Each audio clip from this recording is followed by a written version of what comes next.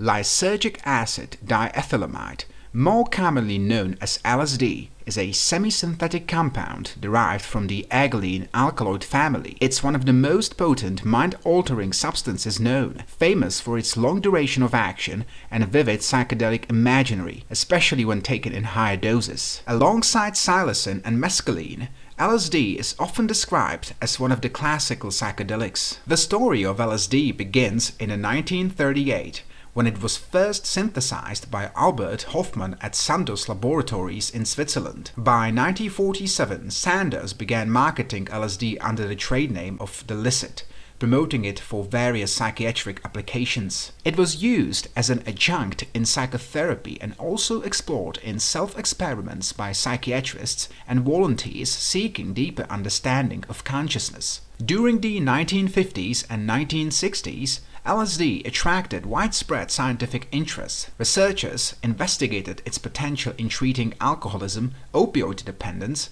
obsessive-compulsive disorder, autism, depression, and anxiety. Interestingly, the Czechoslovak Socialist Republic became one of the leading centers of LSD research.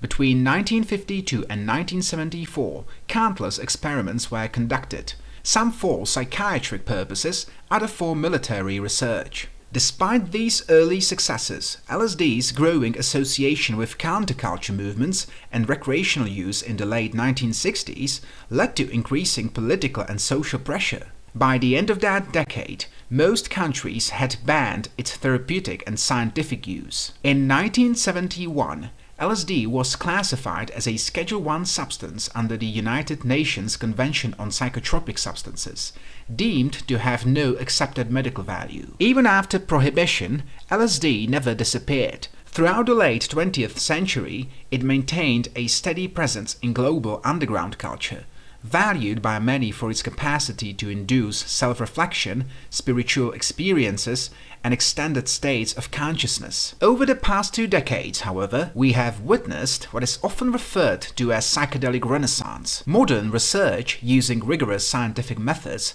has revived interest in LSD-assisted psychotherapy. Recent studies suggest that LSD may have significant therapeutic potential for depression, anxiety, and substance use disorders, conditions that affect millions worldwide. In this video, we will explore LSD in depth, from chemistry to its pharmacokinetics, pharmacology, and science of overdose. Before diving into the history of LSD's synthesis, it's worth taking a moment to talk about ergot fungi, Claviceps purpurea, since alkaloids found in these fungi, which commonly grow on rye, served as the biochemical foundation for LSD itself. Ergot contains numerous ergoline alkaloids, structurally similar to LSD, and has been recognized for millennia for its toxicity in humans and animals. Ingestion of ergot-contaminated grains can cause a condition known as ergotism, which manifests in 2 distinct forms: ergotismus gangriosus and ergotismus convulsivus. The gangrenous form produces symptoms such as diarrhea, sensory disturbances, slowed heart rate, shortness of breath, limb ischemia, and in severe cases, gangrene and death. The convulsive form, on the other hand, involves tremors, headaches, abdominal pain, and altering phases of nervous excitation and depression. At first glance, ergot may seem purely toxic, yet it also possesses important therapeutic properties.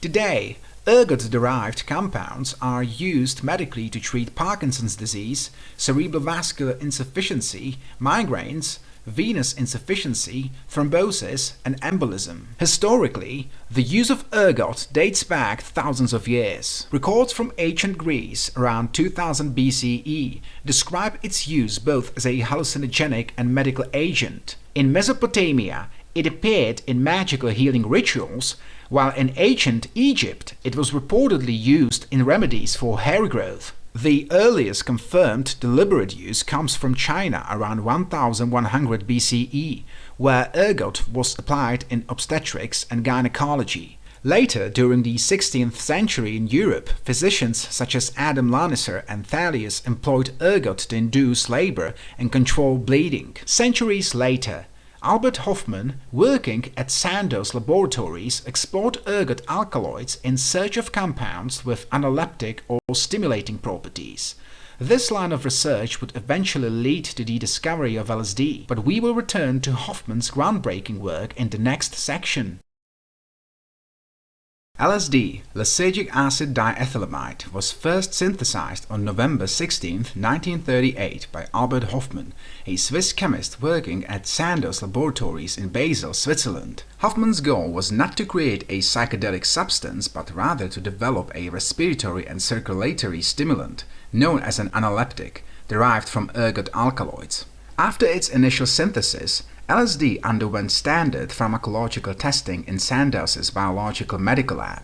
Hofmann later reported that aside from uterotonic effects and mild restlessness in test animals under narcosis, LSD showed no signs of a choramine-like effect. It appeared, in his words, pharmacologically uninteresting, and the compound was shelved for the next 5 years. Then, on April 16, 1943, Hofmann decided to revisit LSD. During the resynthesis process, he accidentally absorbed a small amount of the compound, possibly through his skin, and began to experience strange physiological sensation. He later described feeling remarkable restlessness and slight dizziness, followed by intoxicated-like state characterized by extremely stimulated imagination. The effects gradually faded after about 2 hours. Intrigued, Hofmann conducted a self-experiment 3 days later on April 19, 1943, ingesting 250 micrograms of LSD, a dose he believed to be minimal but which was in fact about 10 times higher than the threshold for profound psychedelic effects. Roughly an hour later, his perception began to shift dramatically. As his condition intensified, Hofmann asked his assistant to escort him home by bicycle, a moment that would later become legendary as Bicycle Day. During the ride, he experienced waves of anxiety, confusion and vivid delusions, at one point believing his neighbor was a witch and fearing that he had poisoned himself. When a house doctor examined him, however, no physical abnormalities were found, only dilated pupils. With reassurance, Hofmann's fears soon gave way to a sense of wonder and euphoria. This marked the world's first LSD trip, a discovery that would later revolutionize psychiatry, neuroscience and counterculture movements alike. Hofmann realized that he had synthesized a psychoactive compound of extraordinary potency, capable of inducing profound alterations in consciousness at microgram doses. He envisioned LSD not as a recreational drug, but as a powerful tool for psychiatry, one that could offer deep introspection and therapeutic insight. Today, April 19th is informally celebrated as Bicycle Day, commemorating both Hofmann's discovery and the broader psychedelic revolution it inspired. Celebrations often involve bicycle rides, art or other psychedelic-themed festivities. The first scientific report on LSD was published by Hofmann and psychiatrist Werner Stoll in 1943, with Stoll later documenting its hallucinogenic properties in 1947. Following the first scientific reports on LSD's effects, Sandoz began manufacturing the compound for research use in 1947, distributing it to qualified researchers under the trade name Diethylamid. 2 years later, in 1949, Sandoz introduced LSD to the United States, believing it might hold potential for clinical and psychiatric applications. At the time, LSD was regarded as a psychotomimetic, a substance capable of temporarily inducing symptoms similar to psychosis. By the mid-1950s, LSD research had expanded across major American medical centers. Scientists used it as a tool to model mental illness and explore the mechanism of the human mind. One of the leading figures of this era was psychoanalyst Sidney Cohen, who first took LSD in 1955. Expecting confusion and delirium, he instead described a majestic sunlit, heavenly inner quietude. Inspired, Cohen began systematic studies with the help of Aldous Huxley and psychologist Betty Eisner,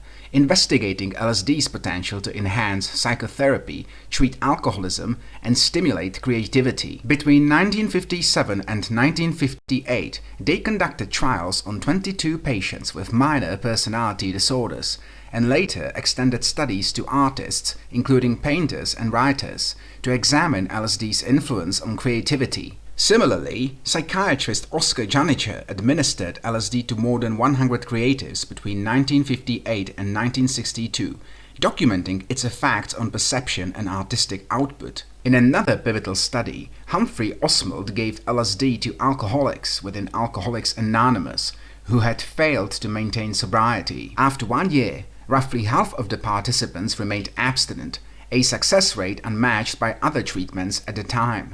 Even Bill Wilson, the founder of Alcoholics Anonymous, took part in medically supervised LSD sessions and believed that the drug might help break alcohol dependency. Meanwhile, in the United Kingdom, psychiatrist Ronald A. Sanderson pioneered LSD therapy at Parwick Hospital in 1952, establishing the first dedicated LSD treatment unit by 1958. His work continued under Arthur Spencer until Sandoz withdrew the licit from production in 1965 due to the growing governmental concerns about non-medical use. From the late 1940s through the mid-1970s, LSD was one of the most intensively studied psychoactive compounds. In 15 years, it generated over 1,000 scientific papers, dozens of books and multiple international conferences, and was administered to more than 40,000 patients worldwide. Even after Sandoz halted production, the US National Institute of Mental Health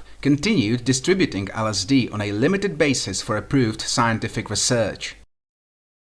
The earliest directors of MKUltra, notably Sidney Gottlieb, quickly recognized the potential of LSD for what they termed mind control. Initially, LSD became the preeminent focus of MKUltra. The core intelligence objective was twofold: to determine if the drug could be weaponized to induce Soviet spies to defect against their will, and conversely, to safeguard CIA operatives from similar foreign manipulations. Declassified 1976 documents revealed the CIA's consideration of acquiring a massive 10-kilogram supply of LSD in 1953, enough for 100 million doses, to effectively corner the global market. Once Project MKUltra formally commenced in April 1953, the scope of the experiments was shocking. Test subjects included mental patients, prisoners, addicts, and prostitutes. Individuals explicitly described by one agency officer as people who could not fight back. One extreme instance involved a mental patient in Kentucky who was covertly dosed with LSD for 174 consecutive days. To observe a wider spectrum of reactions, the agency also administered the drug to its own CIA employees, military personnel, physicians, and government agents. The ultimate goal was to identify psychoactive compounds capable of extracting deep confessions or completely erasing and subsequently programming a subject's mind into a robot agent. Military personnel involved were even threatened with courts-martial should they ever disclose the nature of the experiments. The practice of administering LSD without the subject's knowledge or informed consent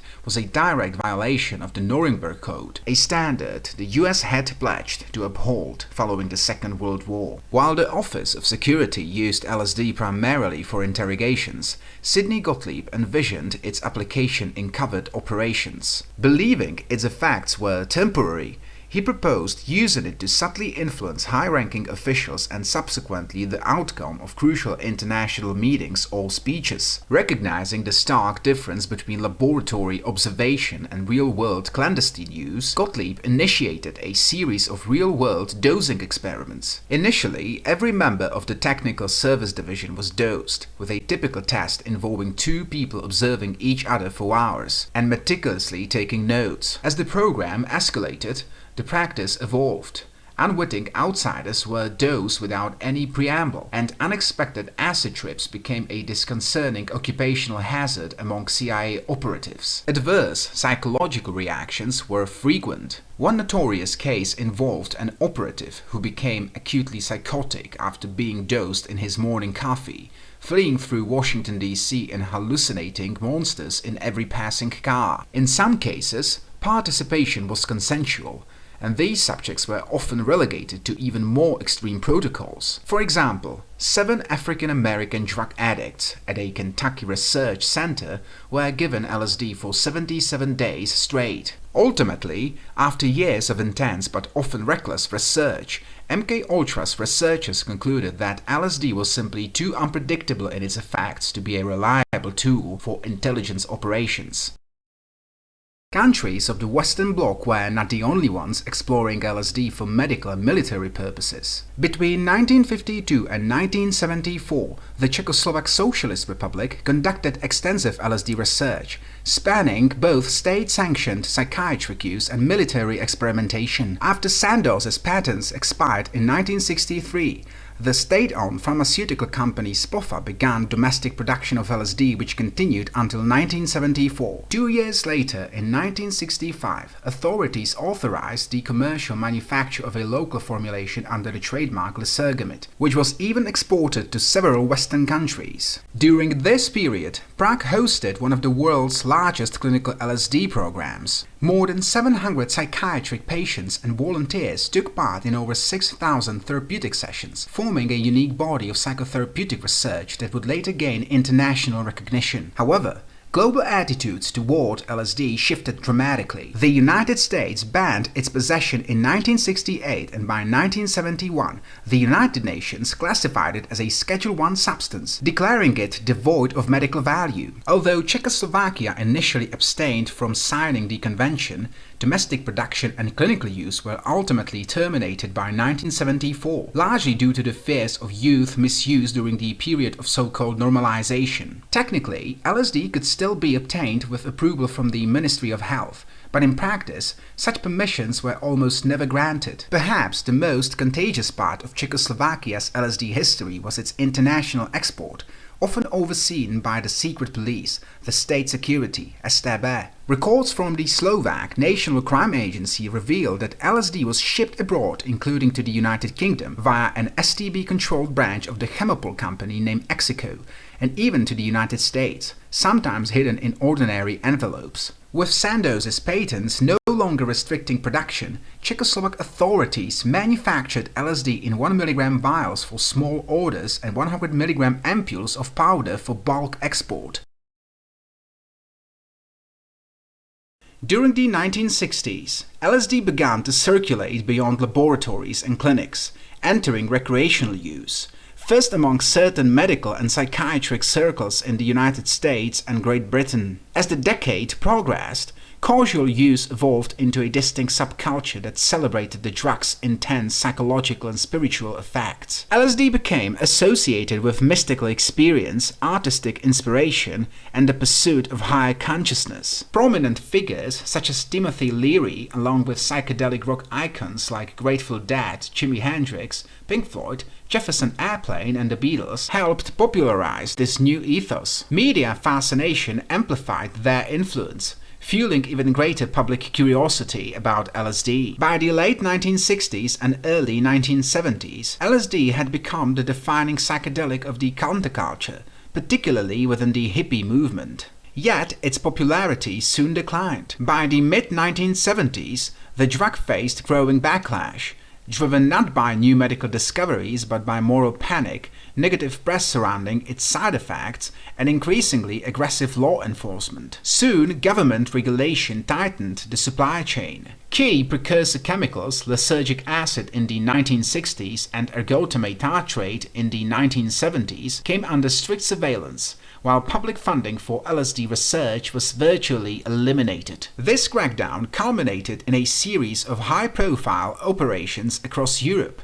One of the most notable was Operation Julia in Britain, launched in 1978 and named after a female officer involved in the case. The investigation dismantled one of the world's largest LSD manufacturing and distribution networks, led by chemist Richard Kemp, effectively ending a major chapter in the history of underground LSD production.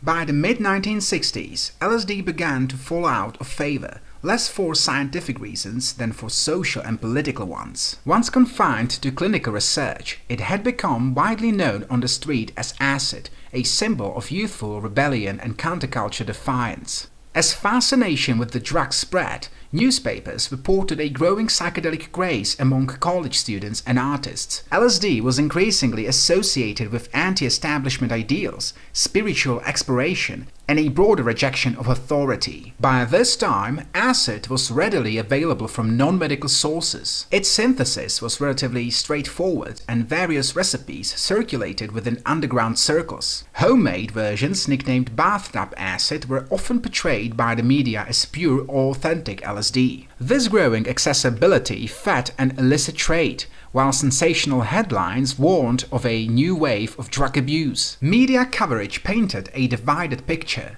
Some stories depicted harmless acts of rebellion, students challenging parental, institutional, or governmental control, while others linked LSD to psychosis, violence, and even murder or suicide. Public anxiety mounted, and by 1968, the World Health Organization, backed by several Western governments, urged a worldwide ban. Most nations complied, effectively halting both clinical and recreational use. The legal foundation for these prohibitions rested on the 1961 Single Convention on Narcotic Drugs, an international treaty restricting the production, trade, and use of certain psychoactive substances to licensed medical or scientific contexts. LSD's fate mirrored the cultural upheaval of its time. Once a tool of psychological research and spiritual experimentation, it became emblematic of the 1960s counterculture, absorbed by the hippie movement, distributed on sugar cubes, and celebrated as a chemical catalyst for consciousness expansion. Yet, by 1967, the British government had outlawed LSD, and 2 years later, the United States followed suit, as LSD became synonymous with anti-war protests and civil unrest.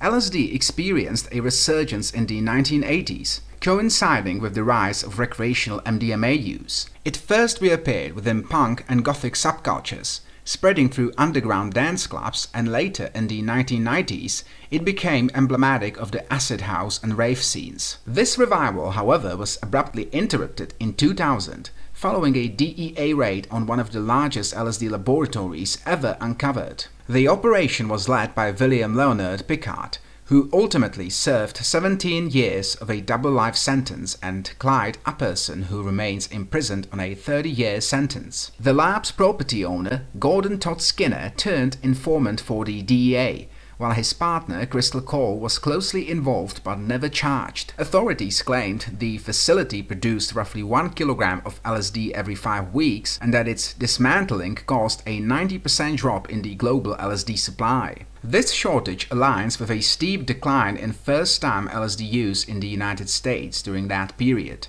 as evident in the accompanying graph. Over the following decade, both availability and use gradually rebounded. In parallel, the late 1980s and 1990s saw a renewed scientific interest in psychedelics, including LSD, psilocin, and the 2C family of compounds, marking the early stages of what some now call the psychedelic renaissance. In contemporary Europe, LSD use remains relatively rare. Among young adults aged 15 to 34, recent EU-wide survey estimates prevalence at 1% or less. However, there are notable exceptions. In my home country, Czechia, for example, 3.5% of young adults reported using LSD at least once in 2022, which is the highest rate within the EU.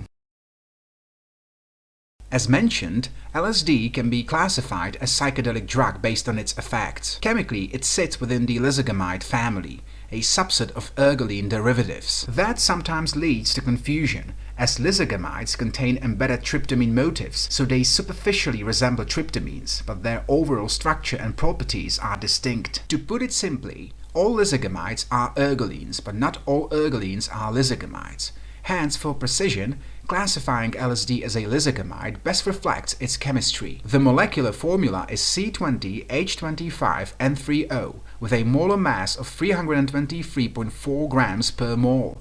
LSD is a chiral compound with 2 stereocenters, meaning that theoretically 4 optical isomers exist, but only DLSD, the plus enantiomer, is pharmacologically active. The other isomers are essentially inactive. Historically, Hofmann's original synthesis began from ergot alkaloids. That route involves converting ergotamine to lysergic derivatives, resolving enantiomers and ultimately coupling lysergic acid with an amine to produce lysergic acid diethylamide. The classic sequence is chemically intricate: hydrazanolysis, enantiomeric separation, azide formation and phyloamidation, and reflects the synthetic skills available in a well-equipped lab. Modern procedures more commonly start from lysergic acid itself. Lysergic acid can be obtained from ergot alkaloids, produced by total synthesis, or increasingly generated via biotechnological routes such as genetically engineered Baker's yeast. In clandestine settings, precursors like ergometrine, ergotamine tartrate, or lysergic acid are typical starting materials, with reagents such as diethylamide or hydrazine used at various steps. Because these precursors are controlled, their production and distribution are tightly regulated.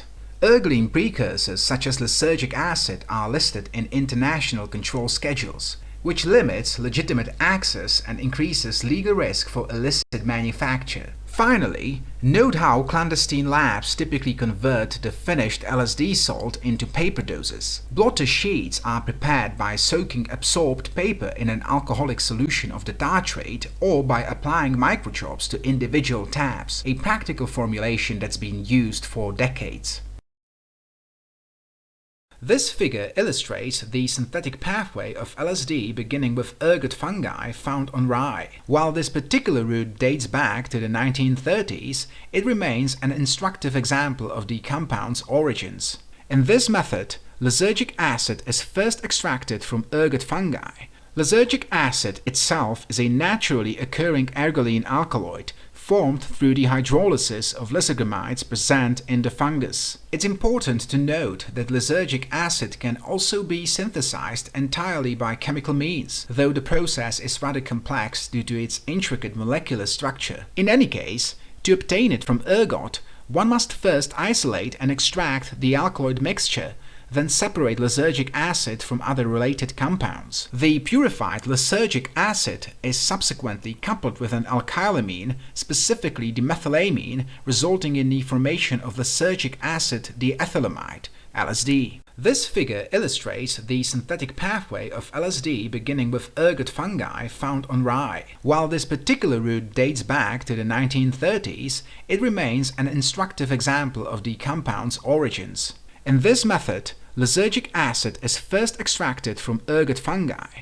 Lysergic acid itself is a naturally occurring ergoline alkaloid formed through the hydrolysis of lysergamides present in the fungus. It's important to note that lysergic acid can also be synthesized entirely by chemical means, though the process is rather complex due to its intricate molecular structure. In any case, to obtain it from ergot, one must first isolate and extract the alkaloid mixture, then separate lysergic acid from other related compounds. The purified lysergic acid is subsequently coupled with an alkylamine, specifically dimethylamine, resulting in the formation of lysergic acid diethylamide, LSD.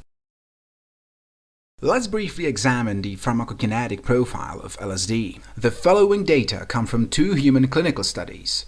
However, both involved relatively small sample sizes, so the findings cannot be fully generalized to the broader population. In addition, both studies administered modest doses, 100 to 150 micrograms, which may not reflect the pharmacokinetics observed in experienced users who often consume higher amounts. Moreover, LSD was delivered either orally in liquid-filled gel capsules or intravenously. These routes differ from the typical recreational administration, which is sublingual, using blotter papers. This distinction may influence absorption, as the sublingual route tends to yield slightly higher bioavailability than swallowing a capsule. That said, the oral bioavailability is estimated between 71 and 80%, while the intravenous route by definition has full 100% bioavailability. The time to peak plasma concentration, or Tmax, ranges from 30 minutes to 5 hours for oral ingestion and about 15 minutes for intravenous use. The onset of effects typically occurs within 30 minutes to 2 hours orally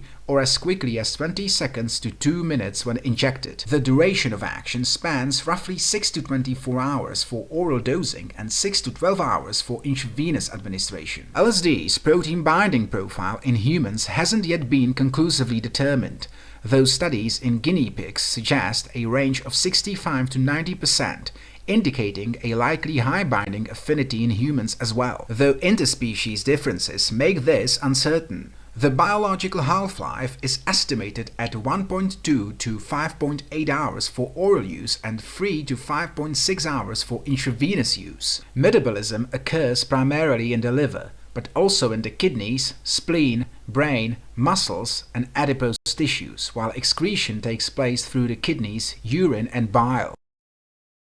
The psychedelic effects of LSD are primarily mediated through its partial agonism of the 5-HT2A and 5-HT2B serotonin receptors. A long-standing question in the field is why LSD induces profound hallucinations while its endogenous analog serotonin does not. The difference lies in signaling bias. Serotonin acts as a balanced agonist at 5-HT2 receptors, activating both G-protein and beta-arrestin pathways. LSD, however, appears biased toward arrestin recruitment. LSD-bound 5-HT2A and 5-HT2B receptors are roughly 100 times more efficient at recruiting arrestin than activating G-protein. This bias likely contributes to LSD's distinctive psychedelic effects.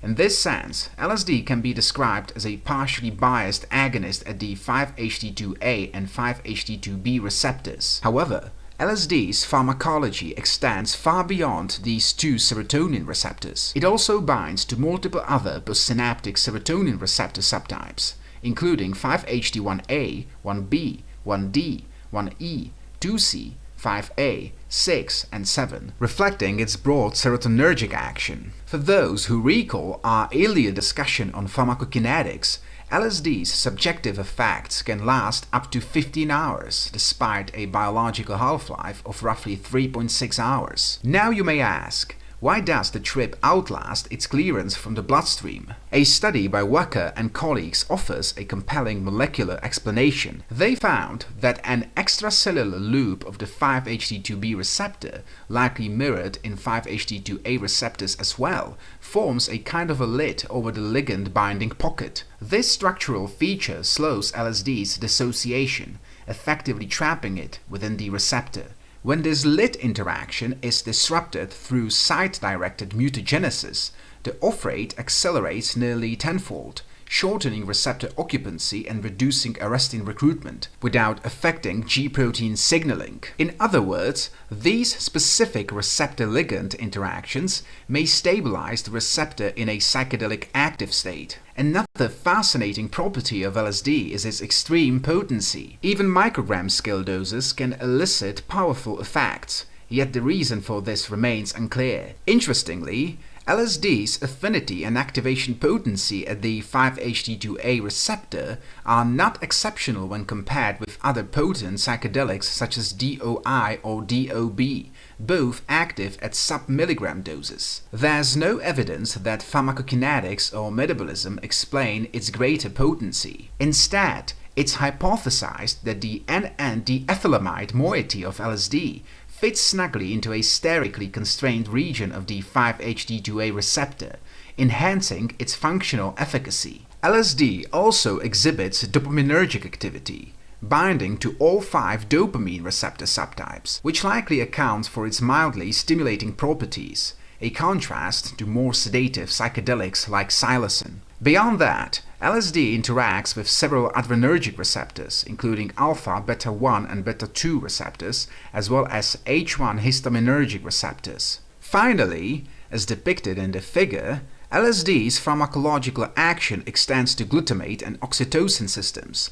elevating both glutamate and oxytocin levels, which further shape its psychotropic profile. It also exhibits anti-inflammatory properties in the brain and promotes neuroplasticity by increasing brain-derived neurotrophic factor protein activity. Brain-derived neurotrophic factor, or BDNF for short, is a key neurotrophin regulating neuronal growth and synaptic plasticity. Psychedelics, including LSD, appear to enhance psychoplastogenesis via 5-HT2A receptor activation, which increases glutamate transmission and stimulates AMPA glutamate receptors, ultimately elevating BDNF secretion. This cascade supports synaptic growth, greater dendritic complexicity, and an increased number of synapses. Neuroplastic adaptations that may help explain LSD's anti-addictive potential and its ability to alleviate withdrawal symptoms from various substances. Here we can observe the intersynaptic mechanism of action of LSD within the serotonergic system. Once LSD enters the brain, it binds to postsynaptic serotonin receptors, which are typically activated by serotonin itself. However, LSD effectively displaces serotonin, occupying these receptor sites and triggering a distinct pattern of neural signaling, one that underlies its characteristic psychotropic effects. Here we can observe the intersynaptic mechanism of action of LSD within the serotonergic system. Once LSD enters the brain, it binds to postsynaptic serotonin receptors, which are typically activated by serotonin itself. However, LSD effectively displaces serotonin, occupying these receptor sites and triggering a distinct pattern of neural signaling, one that underlies its characteristic psychotropic effects. This figure illustrates the receptor binding affinities of LSD, shown here as Ki values across various human receptor types. In pharmacological terms, a lower Ki value indicates a stronger binding affinity, meaning LSD interacts more readily with that receptor. The horizontal line on the graph marks the approximate plasma concentration of LSD in humans. Receptors with affinities above this threshold are therefore unlikely to play a significant role in LSD's psychoactive effects under typical conditions. The primary site of LSD metabolism in humans is the liver, where several cytochrome P450 enzymes, notably CYP2D6, CYP2E1, CYP3A4, CYP1A2, and CYP2C9, mediate its biotransformation. Three main metabolic processes are involved: N-dealkylation, oxidation, and N-demethylation. The major human metabolite is 2-oxo-3-hydroxy-LSD, also known as oxo-HO-LSD or HO-LSD, while minor metabolites include N-demethyl-LSD or nor-LSD, LAE, 2-oxo-LSD, 13 and 14-hydroxy-LSD glucuronides, lysergic acid ethyl-2-hydroxyethylamide, LEO, and trioxylated LSD. Interestingly, the metabolic profile of LSD varies across species. Some animals produce metabolites absent in humans,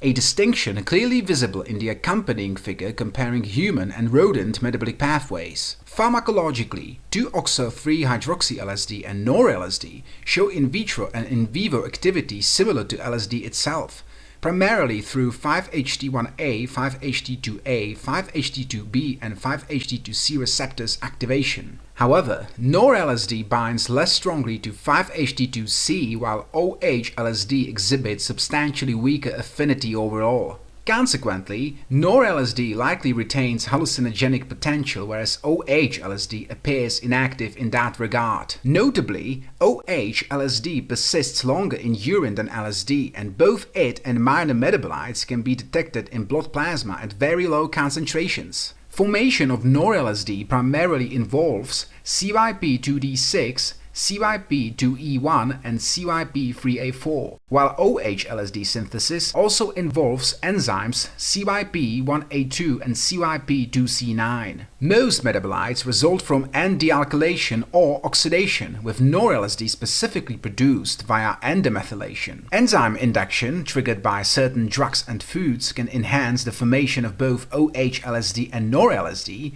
whereas enzyme inhibition tends to favor nor-LSD production. Elimination occurs primarily through the kidneys, with most of the compound excreted in urine and a smaller fraction via bile. In one human study, approximately 1% of the oral LSD dose was excreted unchanged, and 13% as OH-LSD within 24 hours, with no significant sex differences in pharmacokinetics. As with other psychoactive substances, genetic polymorphism and drug interactions can meaningfully influence both the pharmacokinetics and pharmacodynamics of LSD.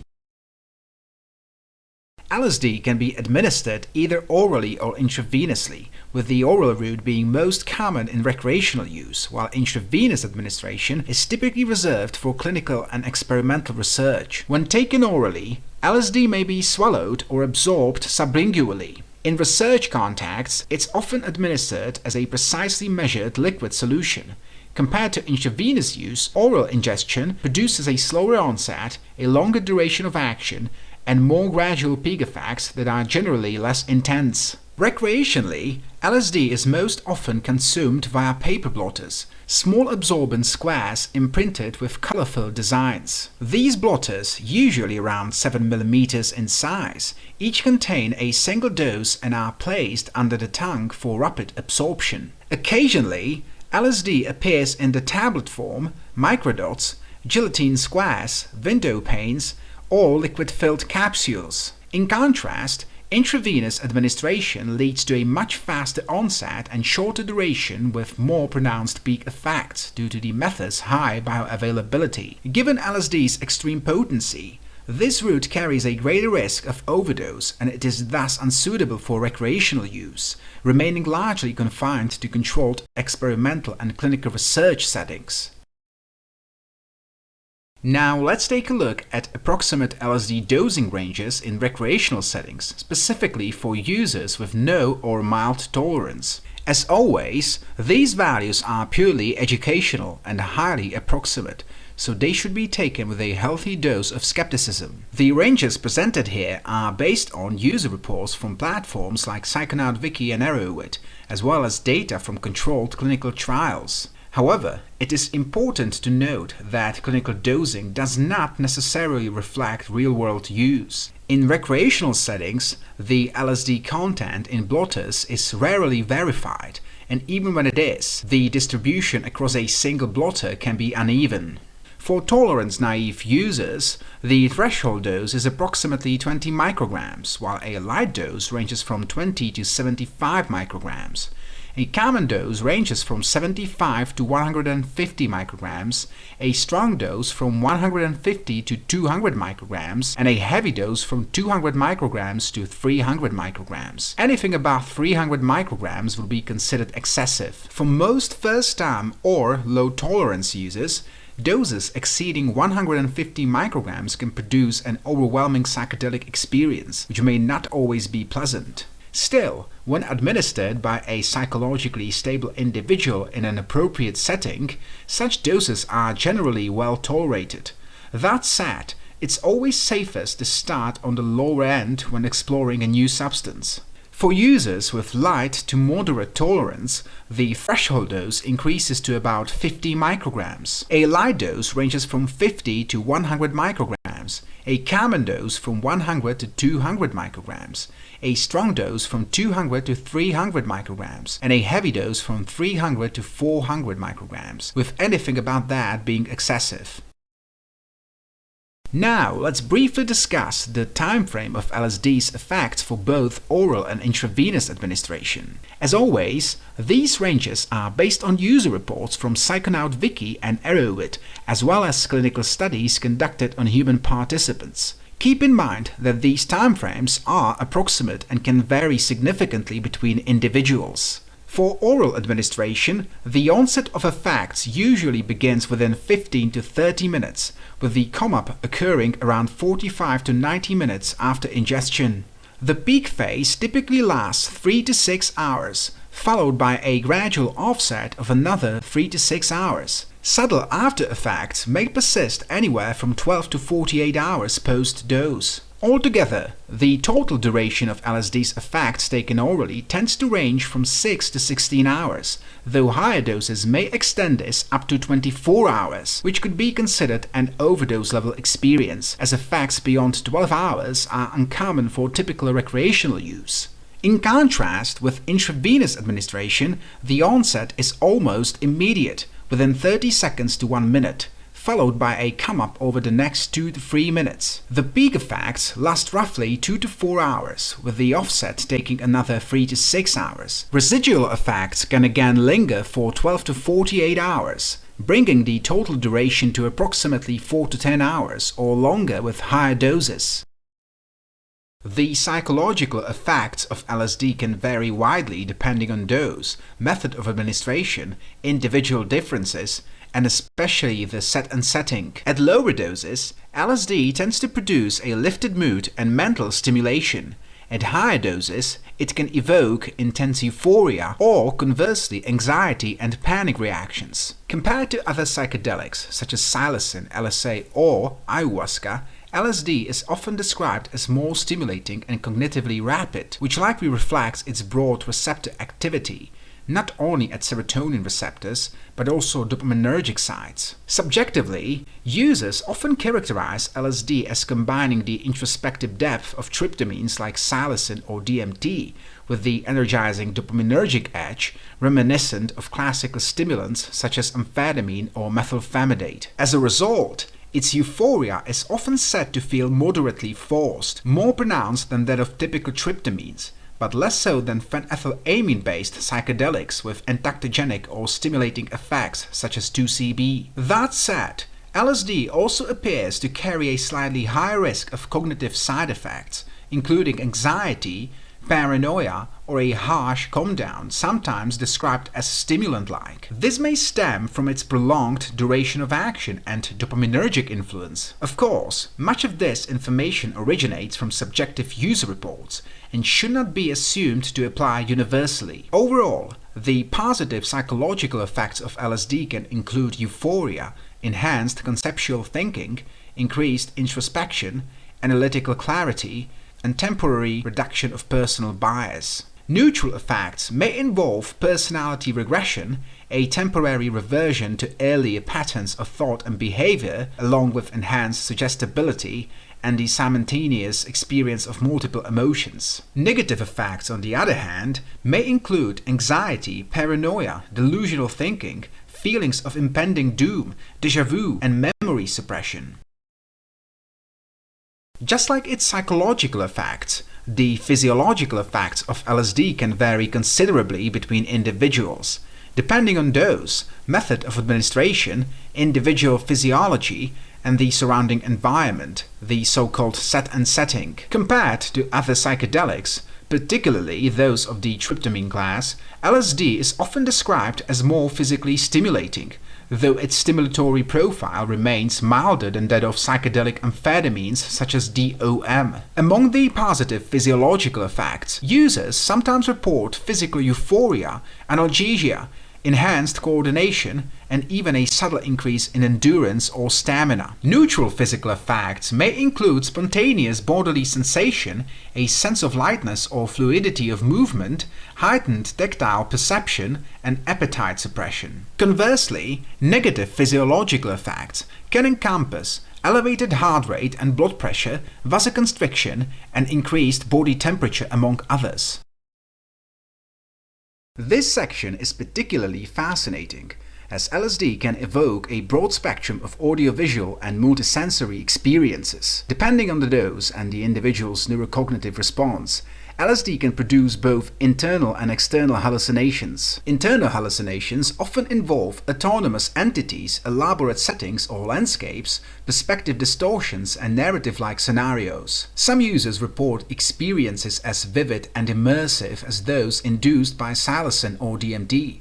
Nevertheless, these full-blown hallucinogenic states are typically less consistent with LSD. Other psychedelics like LSD or mescaline are said to evoke deep internal visions more reliably, often corresponding to what users describe as level 5 geometry.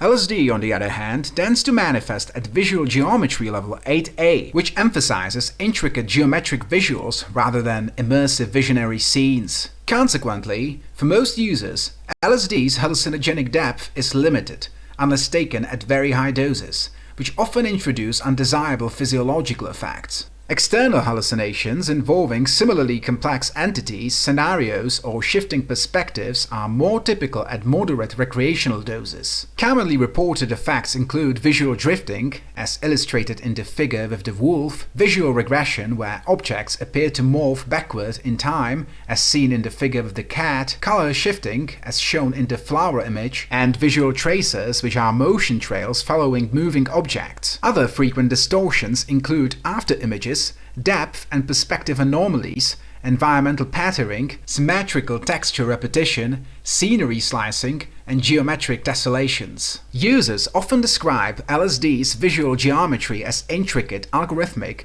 brightly lit, and synthetic in feel, more akin to that of 2CB or 2CI than to psilocin, LSA, or DMT. These visuals are typically fast-moving, angular, flat in shading, smooth in motion, and consistent in their intensity, though relatively non-immersive. At high doses, LSD frequently reaches level 8A geometry, and at extreme levels, visual saturation may occur, where colors collapse into an intense white void as serotonin receptor activity peaks. Beyond the visual domain, LSD can also produce auditory distortions. Sounds may seem metallic, distant, or alien, and at higher doses, auditory hallucinations can accompany the visual effects. At stronger intensities, LSD induces multisensory phenomena, most notably synesthesia, the cross-perception of senses, such as hearing colors or seeing sounds. However, this effect is relatively uncommon at standard doses. Finally, LSD can evoke profound transpersonal or mystical experiences,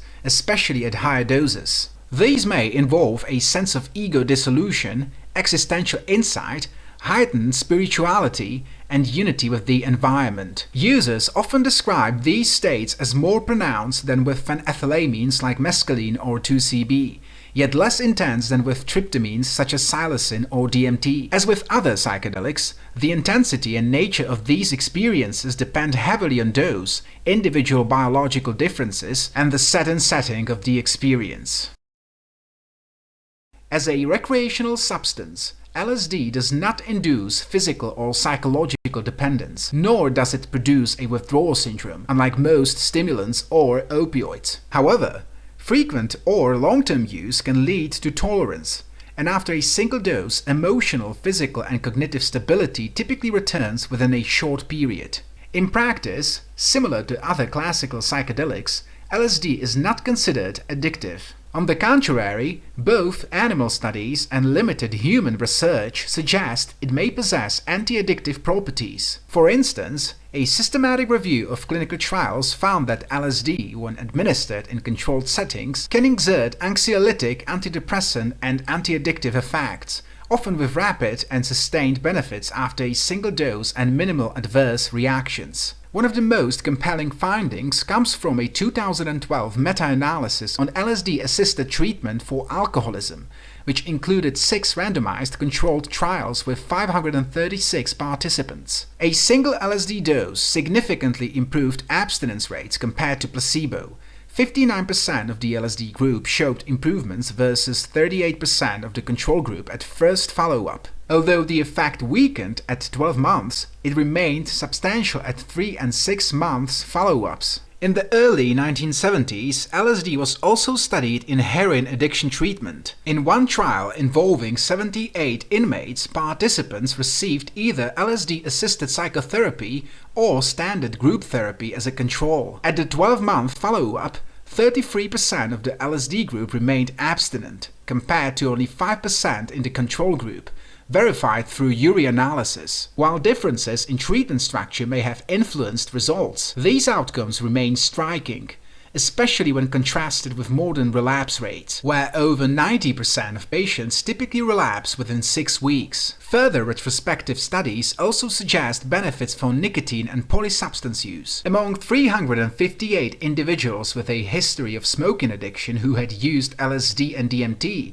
Nearly two-thirds either quit or reduced consumption. Similarly, large survey involving over 700 participants with self-reported substance use disorder found significant reduction in craving and drug use score following moderate to high doses of classic psychedelics, including LSD. Overall, the most robust evidence to date supports LSD's potential in treating alcohol dependence. That said, modern clinical research on LSD faces substantial methodological and ethical barriers. The intense, subjective effects make double-blind design and adequate placebo control nearly impossible, and ethical and legal restrictions further complicate experimentation. The neurobiological mechanisms underlying LSD's anti-addictive action remains uncertain, but several hypotheses exist. One involves modulation of glutamate neurotransmission via 5-HT2A receptor agonism, leading to elevated levels of neurotropic factors such as BDNF and glial cell-line-derived neurotropic factor, abbreviated as GDNF, as well as increased dendritic spine density, thereby enhancing neuroplasticity and neurogenesis. Since changes in expression in these neurotropic factors are linked to addictive behaviors, LSD-induced upregulation may help facilitate abstinence. Another proposed mechanism involves dopaminergic modulation. Preclinical research suggests LSD can indirectly activate dopamine pathways, possibly through 5-HT2A receptor activation or monoamine oxidase inhibition. Finally, low-dose LSD appears to enhance reward-related brain activity in humans, potentially normalizing the reward deficits often seen in individuals with addiction.